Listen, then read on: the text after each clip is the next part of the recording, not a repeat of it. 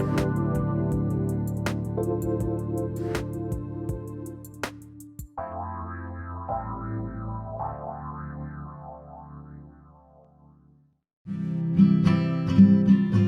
to The Finder of Lost Things, exploring your superpowers of trust, healing and transformation, with me, Hannah Velten. My brother, Christian, disappeared in Mali, Africa in 2003.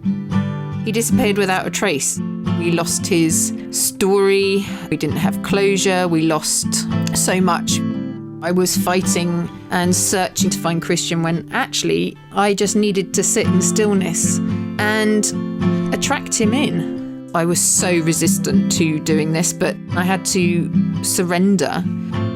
It's a process of trusting and finding the lost pieces and integrating them. This podcast will uncover the process that Christian and I went on to find the lost things, him, and to find the parts of me that were missing.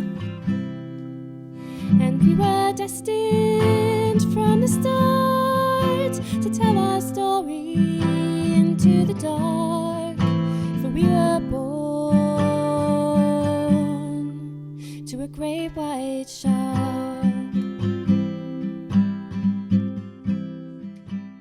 Hello everybody. Hi, welcome, come on in, sit round in a circle as usual. This week we have a fire in the middle of our circle, and I hope as you go through the episode it will become clear. We're going to be talking about, well, to be honest, I'm not entirely sure what we're going to be talking about this week. I have very little, in fact, totally non-existent guidance, really. So we'll see what's going to happen. But a few things have come up today. So yesterday we had a really busy day in our village, and we had our garden was open as part of a garden trail in the village, and we must have had like in the high hundreds. I mean, it wouldn't be far-fetched to think I had 1,000 people through our garden yesterday. We had amazing weather in the UK, and I think people have been so stuck inside with COVID and not being able to visit anywhere, but we obviously had this village was full of open gardens, so everybody descended, and it had been really well advertised as well. And for anybody who knows me, I'm not a natural extrovert, so talking and being the gardener in the garden was quite heavy for me yesterday, and just the number of people that came in was overwhelming, to be honest. So today, or last night and today, I've literally been sort of comatose, and I fell asleep up on the sofas on our lawn at the end. And yeah, so I really have been kept in the dark this week about what's going to go on.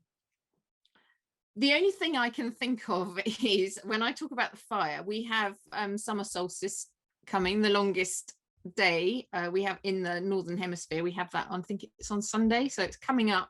So it's before I next see you, we'll have had the summer solstice. And obviously that's a really energizing time. The sun is at its strongest, and it's there for the longest time, so it's a real time for us to get energy from a sort of outside source as well. The fire, I'm going to be around a fire actually with Nikki Sheffras, who you met in, I can't remember which episode it was, but the beautiful Nikki, so I'll be around a fire with her. And fire, I'm being reminded today actually, is fire is where all stories start. Now I'm going to tell this story now. Actually, there is one story I'm going to tell. I was looking through Facebook today, and I follow a gentleman called Michael Asher, who spent a lot of time with nomads in the desert. And he was telling a story today about how the wide-eared fox stole fire.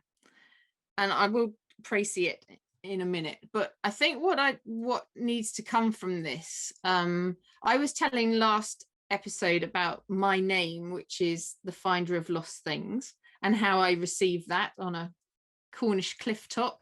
And I also talked you through my relationship with Isis, my goddess guide. And I talked you through me being an eagle. I talked you through my higher perspective. Christian is joining me again this week. He's going to be giving me guidance because I still don't really know where this is going. But I think me coming out as what I am and truthfully telling the stories that I didn't think I was actually going to tell you has actually triggered something. It's triggered an influx of people into my life, beautiful people who I'm going to be working with. It has, so many people have sort of said to me, oh wow, you're on fire now. That was a comment somebody gave me today actually, which was very beautiful. And that sort of being energized about actually being your truthful self and your true identity. And I think we all have, we're particularly people who, like myself, are the healers, the witches, the ones who the patriarchy try and keep down and have kept down. You know, there's a lot of fear around using our true identities, and we have forgotten, consciously forgotten, I think, on a large scale, because fear rules. I'm being told, like, fear rules our mind when we're thinking about our true identity. It's like we don't really want to be seen for who we are, and because this is, you know, in our past lives, perhaps we've experienced, like I did in my past lives, you know, I experienced a time when I was completely shut down for doing what I did, and it was a scary time. I was living in fear. It was pure fear of abandonment as well, and also you have the family, what they think about it, society, culture, and it's all sort of dumped on you. And you feel it's not safe to be yourself. And actually my husband's just come down and he's sitting he's sitting across from me, and he's not spiritual. He is in a way, but he wouldn't maybe own that. But even now he's sitting there and I can feel myself not really wanting to open up in front of him, although he knows probably all of this over the years. So it's amazing how even somebody's proximity can actually, he's now going to leave. He's apologized. Oh no, he's coming back in a minute. But you can feel that the constriction that I just felt. That's interesting. Okay, so it's a physical thing, isn't it? So it's like somebody's there that you know you don't really want to open up totally about what you do. And there's a fear, that physical, and it's emotional, and it's yes, and it's spiritual as well. You're almost cutting off the flow of what you're being given, what's available to you. Yeah, so me using my identity and my name, and it's probably very good that he's coming back down, and he'll probably hear me talking more as we go along.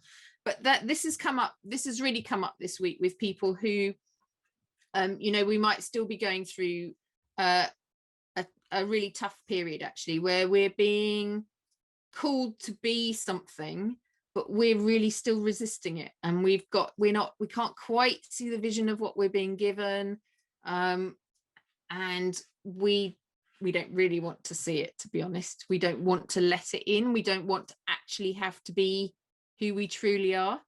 And I'm just being sort of told, you will survive this. You will survive this. So I don't know if this will resonate with lots of people. I'm guessing, in that either you're going through something, you've had I like to call it a breakup rather than a breakdown, because I always say, you know, when I was forced to confront my grief, I sort of broke up, I split open, and actually that allowed the light to come in, and actually the light that was in me to come out as well. So if you're going through something which feels like chaotic and out of your control and you feel helpless, like all I can say is just try and stay balanced as much as you can, because there will be something in this that's happening for you. What else might you be surviving? Yeah, it's like if you make the decision to use your true identity, like I have done even in the last couple of weeks, last week particularly, like you will survive. You will survive. If you're being called to be your true self now, you are ready to be your true self. It's taken me a long time. I admit, it's taken me years to actually speak out about my beliefs, what I truly do, and who is my guide, who's my sort of leader, I guess, in spirit, or who has mentored me. But like, this is a time for new solutions and new beginnings. And with this sun that's at its brightest now, like you can borrow strength from the sun, like drink in all that masculine solar energy, and really determine to be your true self. Now, I'm just going to, I think there's going to be a meditation in here. I think I'm going to lead a meditation about your name, maybe like your true identity, like I am the finder of lost things. Maybe there's going to be a meditation in here in a minute, but I'm first going to tell you this story about the wide-eared fox, how he stole fire. And obviously it's a story. It's full of metaphor. You'll take out what you need from it. But just be aware what we're talking about.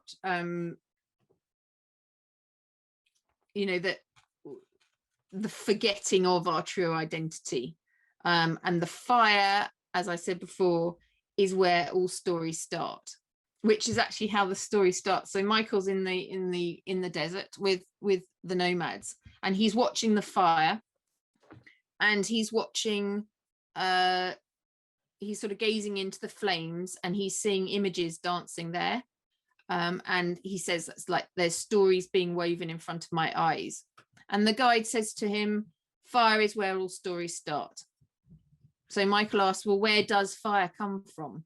And the guide says, the wide-eared fox stole it from the giants. Didn't you know that? And Michael says, no, go on, tell me more. So he says, this is the story. He says, there's in the distant time when men and animals still spoke the same language and could become each other. So like shape-shifting. There was no fire then, and people ate their food without cooking, and on cold nights they shivered. The only beings who had the fire were the giants, and they lived in a far-off mountain called Fire Mountain, which had been stung by lightning scorpions and so had fire. But the children could see the fire smoking from far away, but no one could get near enough to the mountain because it lay across a wide desert called the Plain of Forgetting. Many had tried to cross it, but by the time they reached the other side, they had forgotten why they had come. So they lay down and died. One day, the wide-eared fox came along. He saw that they were suffering and told them that he would cross the Plain of Forgetting to Fire Mountain and steal fire for them. How will you remember why you're there? They asked. All those who have tried so far have forgotten and have died. Fox asked his friend Hawk how he could stop himself forgetting. Hawk, who was wise, told him that near Fire Mountain, he would find a tall tarout tree, and on the lowest branch of the tree, there would be a tree mushroom. And if he ate some of the mushroom, his memory would be restored. So the wide-eared fox trotted off across the Plain of Forgetting, and as he trotted, he could see the smoke rising from Fire Mountain. On and on he ran as the sun rose 3 times, and on the morning of the 3rd day, he found himself near the mountain. By that time, though, he was so tired, hungry and thirsty that he could no longer remember why he was there. He lay down, thinking it would be very restful to sleep in the desert. He had just closed his eyes when he heard the chattering of ants beneath him, and soon they emerged from their burrows, saying, "Don't sleep, brother fox. You must go to the taro tree and eat some of the tree mushroom." So the wide-eared fox got up and came to the taro tree, where he found the mushroom growing on the lowest branches. He broke off some of it and ate it, and remembered that he was there to steal fire from the giants. Just then he heard the voices of the giants bellowing above him and saw the smoke from their fire. He climbed up the mountain till he saw the fire blazing in a 3-stone hearth. There were 3 giants, mother, father, and daughter.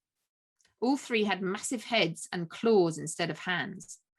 As the fox watched, he heard father shout in his booming voice, "We must not allow humans to have fire, for then they will be as we are." The 3 giants danced round the fire in exultation. Fox was afraid, but he braced himself. He sauntered to the fire and calmly sat down. The giants glared at him fiercely, but in the end they said, "That's only a fox. We do not have to worry about a fox."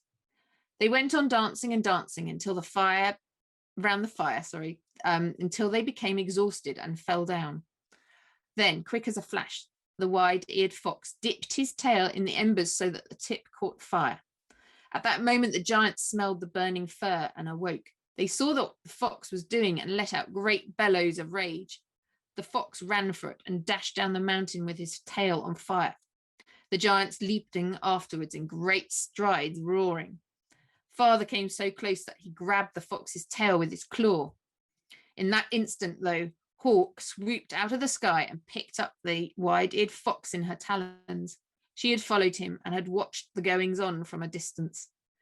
Leaving the raging giants far below, Hawk flew high in the sky and across the desert to the place of the humans. They were singing and dancing as the fox presented them with a stolen fire. From that day on, no human needed to suffer the cold, and they could cook their food instead of eating it raw. Not the wide-eared fox, though. He was punished for his impudence by never being able to use the fire. And always after that, he had a dark tip on his tail where the fur had been burned. I kind of read that and thought that was a bit unfair on the fox after he'd brought humans the fire and then he got punished. But there you go. So I hope you've got something out of that. I'm not going to make it obvious what I think it's all about, but you will have got something from that, I'm sure. And I have done previous meditations actually as part of our grief walk course, where I've been working with the creator, who I would now name to you as Isis. And she has always shown me the fire as a seed in your belly. And that seed, that fire, is your true identity, is the real you. It's like when people meet you, they will often ask you straight away, and you will ask other people, who are you? What do you do? What's your name? What do you do? And you'll normally mention your occupation or your label. And we've talked about this so many times before, but that is not your true identity. I can almost guarantee that most people in this world are not using their true identity. They are using a label. They're using something that is socially acceptable. And I think part of what Christian and I want to do is to totally blow that up. That you can be, Christian was socially acceptable in his way, which we've talked about before in many episodes, but we would really like to blow that up, really, that so that you can be your true identity, be who you truly are, and be that fire that burns inside you. And those stories do begin with the fire. Why, what are you passionate about? What do you really get excited about talking about? What do you get excited about sharing with people? That's like the fire, really, the passion.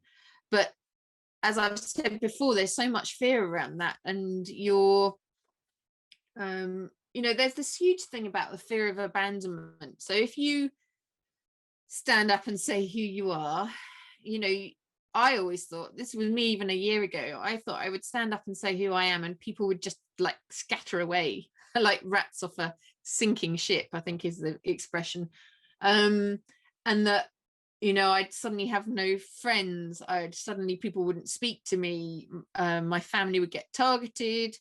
All those sorts of fear about of then being like on my own and not being able to like be truly who I am, you know, like being shamed into not being truly who I am.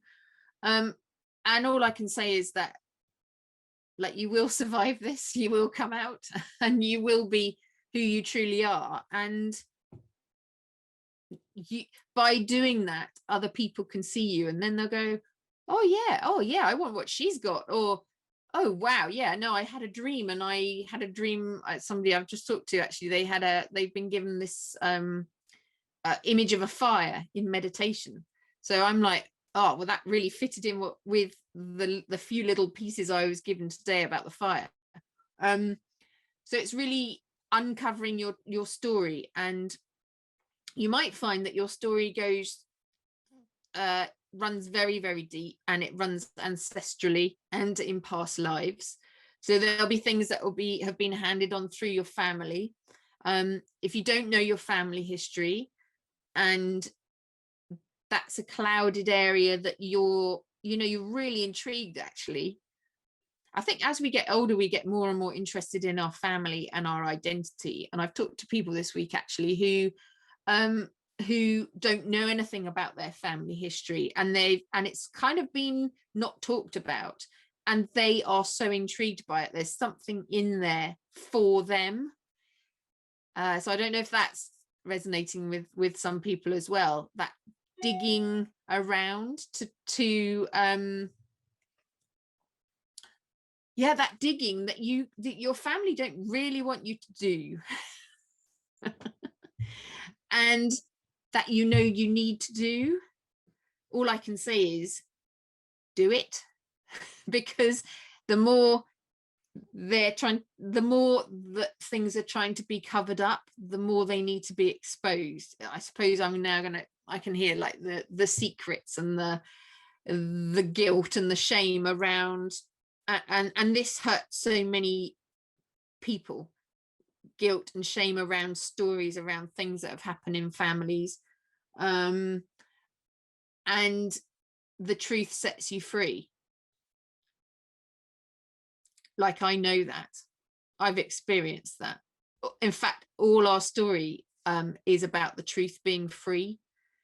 And once you know the truth of a situation, there's no longer darkness, and you can kind of deal with what's in front of you, and you can make your decision. So you come from an empowered decision. You make a choice based on the information that you find.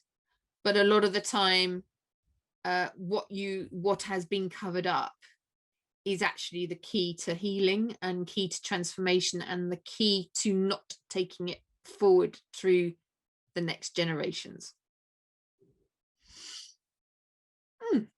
There's a lot in here for probably a lot of the audience. There's a lot here.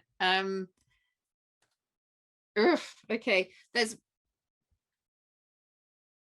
a lot here about evolving. Okay, this transformational energy of the sun, of the time that we're in. You know, we're just coming towards actually the end of what I would term the flowering time. And we actually go into, I think the next time is the sort of the abundance time, like the real fruity, juicy part of the year, when everything's in full fruiting and abundance. Like, how amazing would that be for you to be in that state and actually really reaping the benefits of it and really enjoying it? Like, I'm just being told there's no time to waste. If you don't do it now and take that leap, or dig the dirt, or light the fire, it's going to be really difficult to do later in the year, because now all the energies the natural energy, the earth energy is all into building at this time and fruiting. Yeah, and if that's frightening, because of course it's fearful. We're programmed as it is a human body to be looking after ourselves and fearful of attack and fearful of things that are going to, jump out at us, and fear of the unknown and everything like that. But that's how you keep yourself caged. And there's only a few little tweaks that you have to do. I'm being shown the eagle again. We talked about the eagle last week. A brilliant thing to do is to rise up like the eagle. And actually, I had the eagle today in one of my personal cards, like illuminate, is illumination of the situation. What is the truth of what you're experiencing now, and that like that niggle that you keep being given, that sort of feeling that you're being nudged. You might be getting dreams, you might be getting physically nudged. I had somebody reminded me this week, actually, I used to hear knocking in dreams. I used to hear like somebody knocking on the door, and that was something waiting to come out or wanting to be heard. And I think you just have to lift yourself above the fear. I think you really do. And I think that is a practice that gets stronger and stronger. So when you make a little step forward, little step forward, and you're like, oh, okay, that's okay, you start building in confidence. And if things come at you, because people don't like you changing. In fact, in a lot of cases, they'll do anything in their power to stop you changing, to stop you evolving. Because if you evolve, it would mean that they could evolve if they put their mind to it. But there are lots of people who don't want to change, or it's not their time to change. I wasn't ready to face my grief. I wasn't ready to change how I was dealing with life at all, and I was that was the right place for me at the time. So I do believe we are all in the right place at the right time for us. Whatever situation we've got, it's the right time. So you can't say to somebody, you have to change because I'm changing. That's just not how it works. But as you change, other people will look at you and go, oh, okay, there's an energy shift, or oh, you suddenly look like you're glowing, you suddenly look like you've expanded, you've evolved. And actually, I do want to do that. And that's how you change. That's how you influence, how that ripple of what you do to change yourself, how that goes out to other people, which is what I've been really experiencing this week, actually. So there's a evolution. We all have to evolve. We can't change. We can't stay the same. That life doesn't do that. And we're not supposed to do that either. We all have to evolve. We're all here for a purpose. We're all here to learn and to grow and to expand, like expansive. And sometimes we don't want to expand and evolve, and that's okay.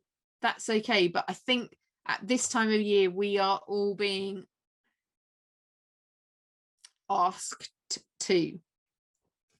And we only need to look at, I'm being shown like frogs, tadpoles turning into frogs at this time of year. That's just part of the natural process. That's how it's supposed to be. So yeah, sort of take that leap and try to soften the fear down.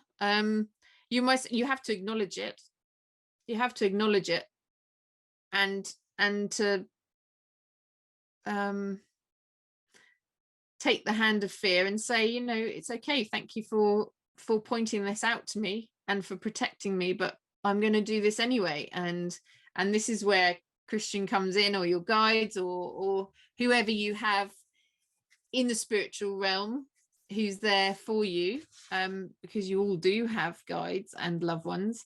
Just ask them for help, you know, ask them for their support and their guidance, and then open and then listen to it.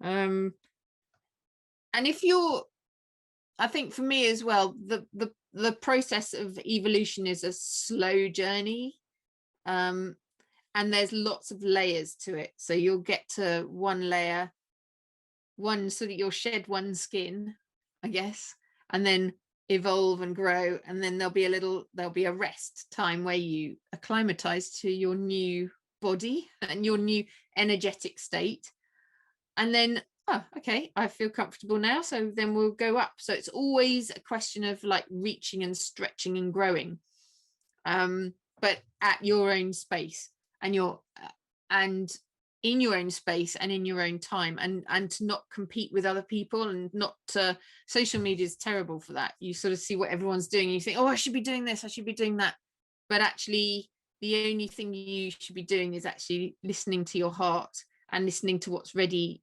in you to create, to evolve. And there's no space for competition, like your own space. And an altar is a really good way. So I'm going to be talking here about creating space.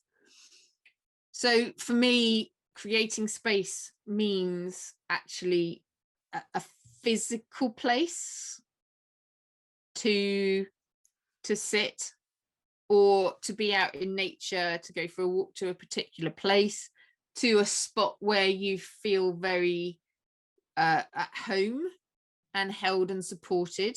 If you haven't found that place yet, I encourage you to go and seek it out.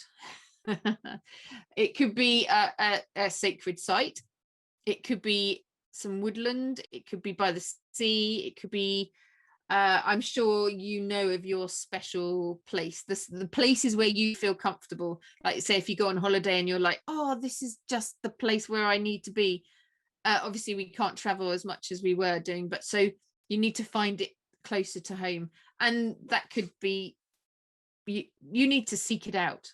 But also it could be as simple as I saw a beautiful picture actually, from someone I follow and a friend actually on Instagram, and she had her altar just on the wall, and it was a circle shape with just some shelves, but it was on the wall, and I thought, oh, it was so beautiful and sort of safe, space saving as well. So she had candles and cards and crystals and a flower and things like that, which is what I have. I because when I was first started doing this, I was, you know, my husband being in here, he's now gone, but I felt constricted, so I had a very small little area that was just mine, of maybe a candle, and then yeah, it's just a few bits and pieces, maybe bits of jewelry, something of Christian's, and that was just a really nice space where I could just sit in front of that for a little time during the day, just to make space. It was almost like I lit a candle and that was my sacred space.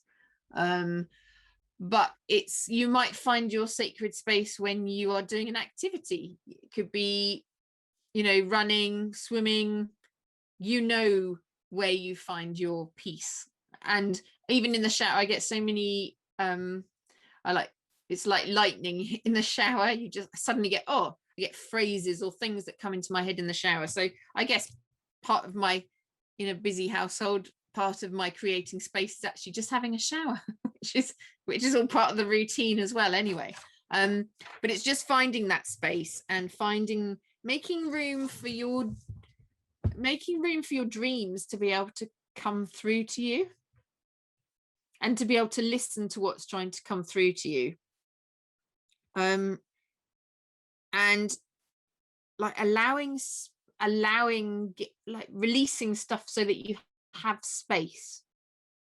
So releasing toxic ideas, toxic thoughts, maybe toxic people from your life, and just trusting that by doing that, by clearing space, it could just be like decluttering a cupboard or decluttering a desk. You know, it just allows the space for grace to come in. And we talked in the first show actually about big magic and how all these ideas are up there waiting to come into you, and then for you to express them. So you have to be clear to be able to receive those.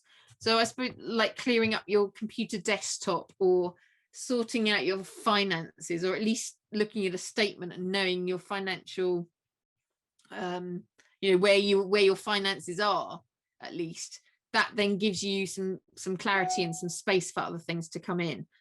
I always find just working with tarot cards is amazing.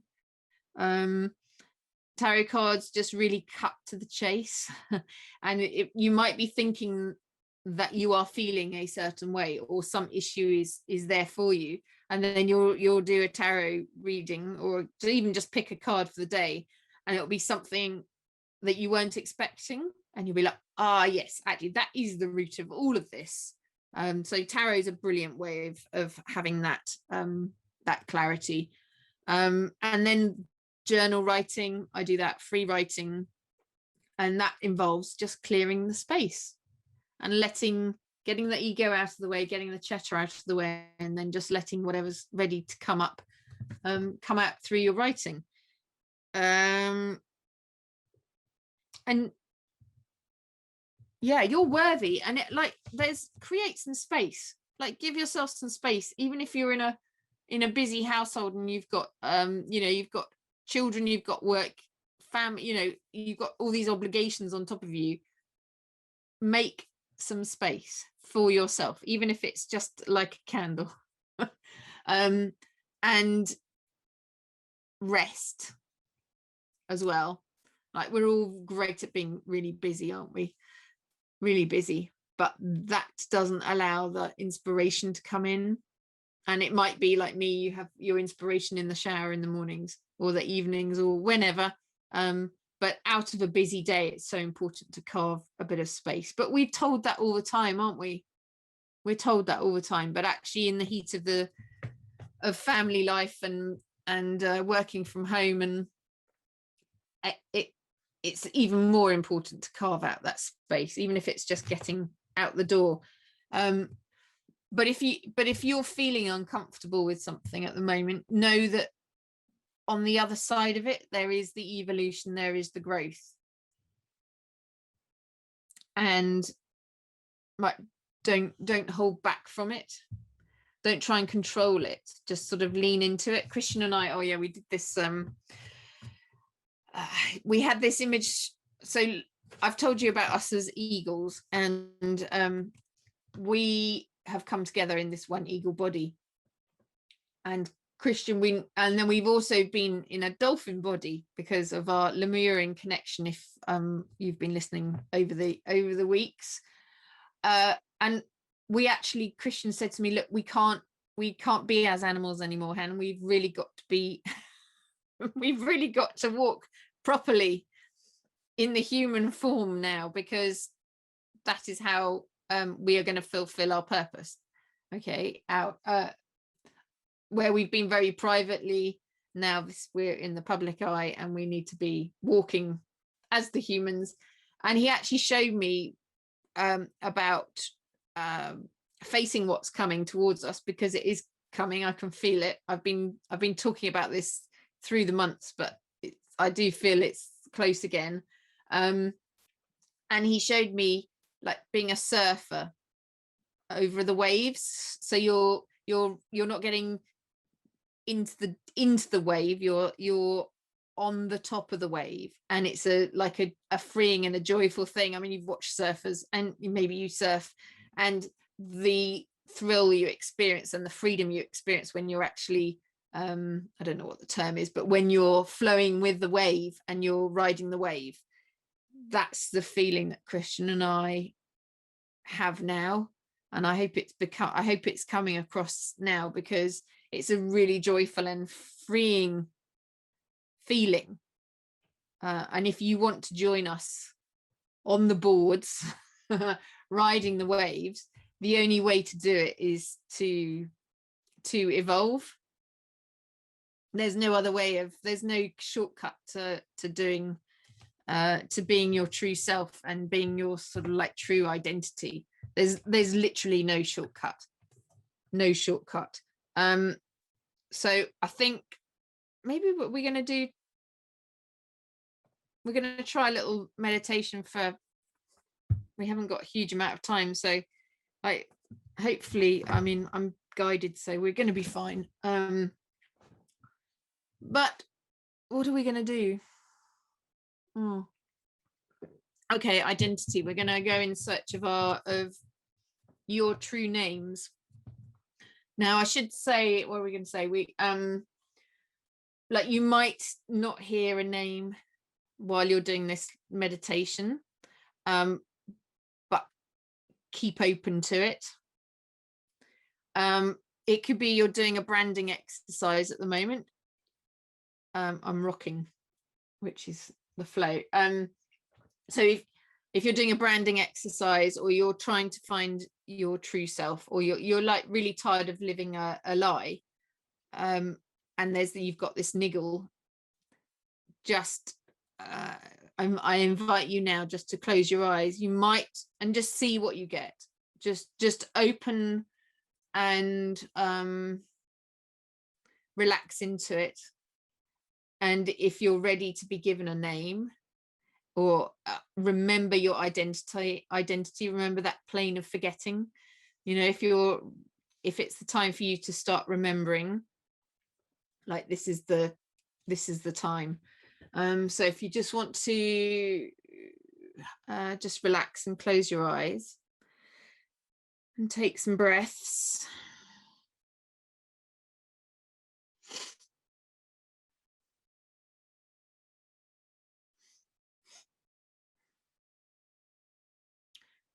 Okay, I'm just going to invite you to step onto the pathway that's ahead of you. Okay, if you look down, you'll see a lit pathway running ahead of you. Now you'll see it's in a straight line. This is your truth. This is your clarity. This is what's in front of you. It might be that you can't see it at the moment, but it's there. And you're being pulled and called to step onto this pathway. And I'm feeling resistance. There might be resistance in that. But just breathe and soften, and know that you've got a cheerleading group around you. They might be unseen, they might be unheard, but by goodness, they're there. They're willing you to step forward onto this path. They're willing you to accept the path that's ahead of you. They want to show you little signs, little whisperings to guide and help you. You will start receiving these. You have to nod your head in agreement to receive these.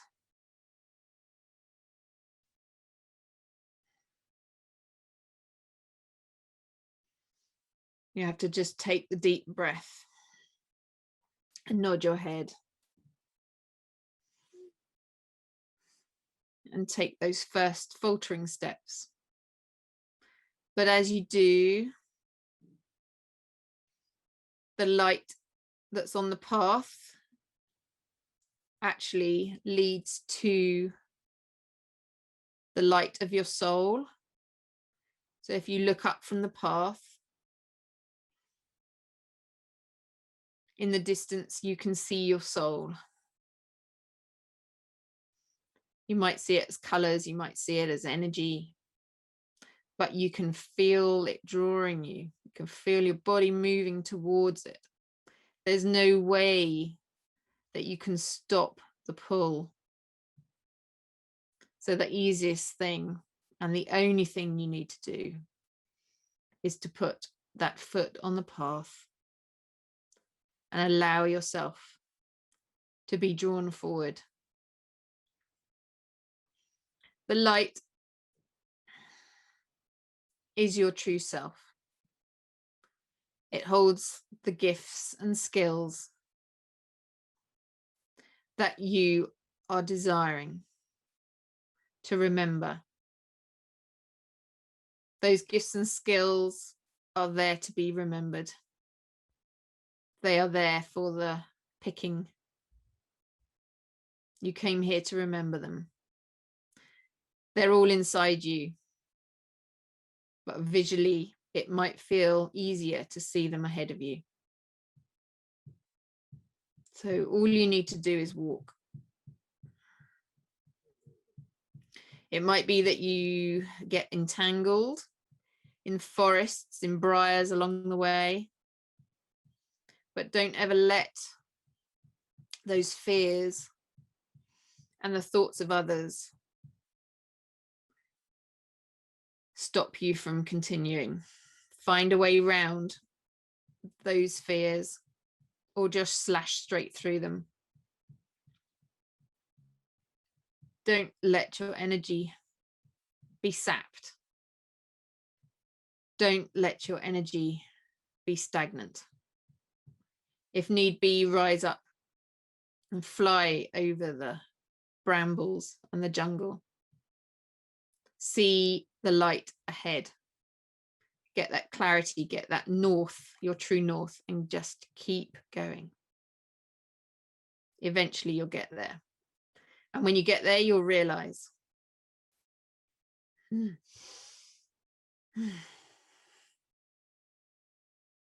all that light was inside. You just had to walk to it. And once you have that light inside, feel it in your body, feel it in your belly, feel that fire in your belly, feel it lifting your energy up. You might get angry. That fire might give you anger that you haven't found your fire before now, but that's okay. Now you've found it, you can use it. You can use that passion. You can discover what you're really here for, who you really are. And then stand in that light and stand proud and stand tall and tell people who you are. And people will respond. You will attract people.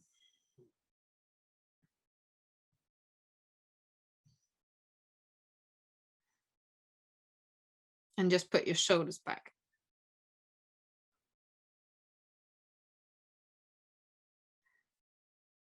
The slings and the barbs won't hurt you. Let them fall away. Lift your head up and be proud of who you are.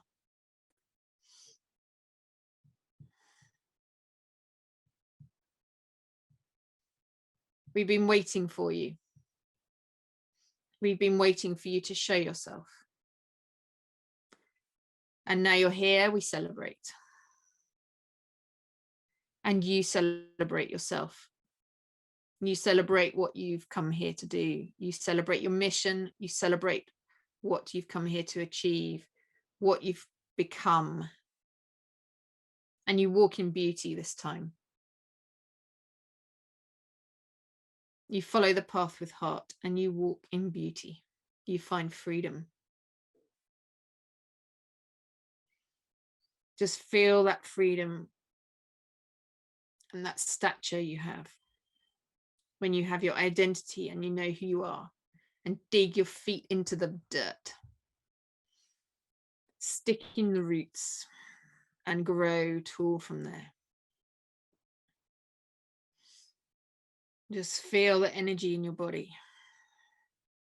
what that feels like. Visualize what you're doing. Are you speaking? Are you singing? Are you creating? Are you painting? Are you writing? Are you leading? This is all there for you. You just need to evolve. Gradually take the little steps, and in time, you will be there. Just take some breaths here. And if you have tears, know that you're home. This is where you will be. This is where you want to be. This is where you desire. This is who you are. And revel in it. Celebrate it. Celebrate you. Okay, just take another few breaths. And then slowly wiggle your hands and your fingers, rub your face, and come back into the room.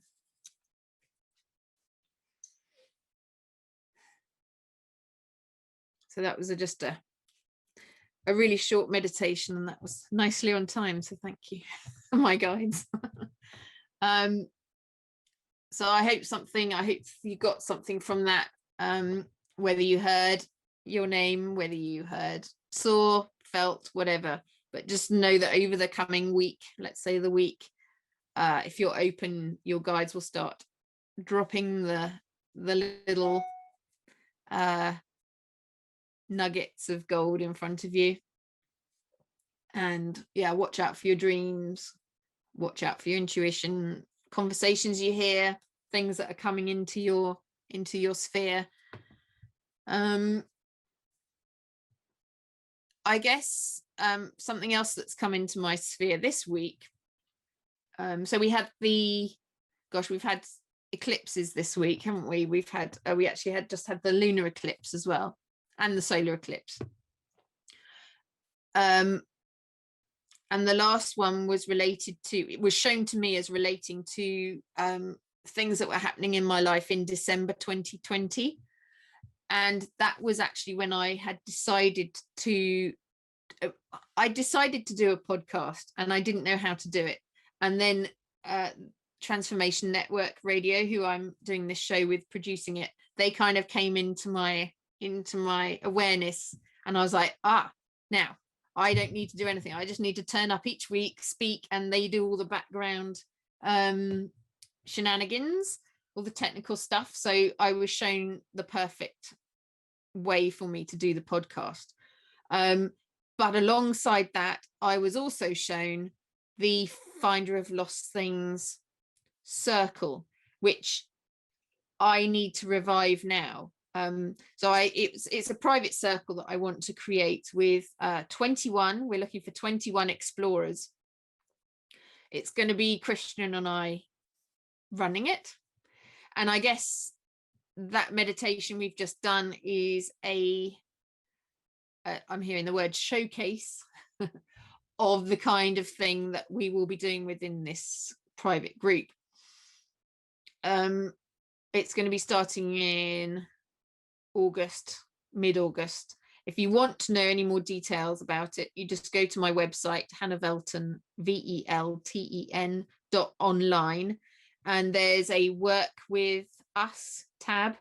And then if you scroll down, the number 3 is the Finder of Lost Things circle, and then you can find some more information there. But it's going to be an 8-week program. And yeah, we're looking for 21 intrepid explorers. So this week I was shown that I had to start that up again. I set it all up in December 2020, and it sort of fell by the wayside, which was lucky because our dog actually died over Christmas, who if you've been following the episodes, I'm sure you'll know that as well. And I just wouldn't have been in a place to support lots of other people. So the space that I'm in now with Christian, it's the perfect time for us to now relaunch that. So yeah, I suppose if you're coming to this episode in particular where we're talking about it, I'm not going to be talking about it anywhere else probably. But if you're lost, if you're needing some clarity, if you've got that niggle, if you're wanting to heal but you don't know quite how to, if you are being touched by spirit and you're finding it all rather overwhelming and quite fearful, if you're being called to journey, if you're being called to explore, if what I am talking about in this episode is like really lighting you up, then do come and join us, because it's going to be an amazing, we are calling in the people, and if you're going, oh yeah, that's me, and you're a little bit nervous, just send me an email, we can talk it through. But yeah, that's going to be for you. So anyway, next week, I do know what's happening next week, which is quite a change. I've got a beautiful lady called Sophia Christo coming on, and Sophia is going to be talking about her brother who's in spirit, and also her I think from childhood experiences and trauma and healing, and how, like me, she waited a long time to be able to heal, but she's found her own way through self-healing, and I've been part of her journey in a small way with her brother, but she's going to be coming on next week, so I can't wait to meet Sophia. She's got a smile and an energy that lights up anywhere that she is. She's amazing. So lots of love, and I'll see you next week. Okay, have a good week. Bye-bye. Thank you for listening to The Finder of Lost Things. I think we've been triggered so long and so hard by COVID, and it's going to carry on. People are getting used to stillness, and they're getting used to more solitude, but how do you use that time for the highest good? This process that we're going to explore will bring back the joy and purpose to life. That wholeness, that sort of harmony and flow and togetherness. People are really ready to find their lost parts now. You can find me at hannahvelten.online.